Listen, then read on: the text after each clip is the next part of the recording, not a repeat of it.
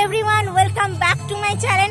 আজ আমি তিতলিকে এনেছি। তিতলি আমাদের বাড়িতে এসেছে ঘুরতে। তো আজ আমি তিতলিকে এনেছি কঙ্কালেশ্বরী কালী মন্দিরে। এটা হচ্ছে কঙ্কালেশ্বরী কালী মন্দিরের ঢোকার গেট।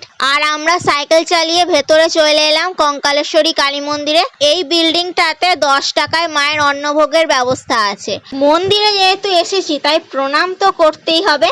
আর এই মন্দির সম্পর্কিত একটা লং ভিডিও আমার চ্যানেলে কিন্তু আগে আপলোড করা আছে, তোমরা দেখতে চাইলে সেটা দেখে আসতে পারো।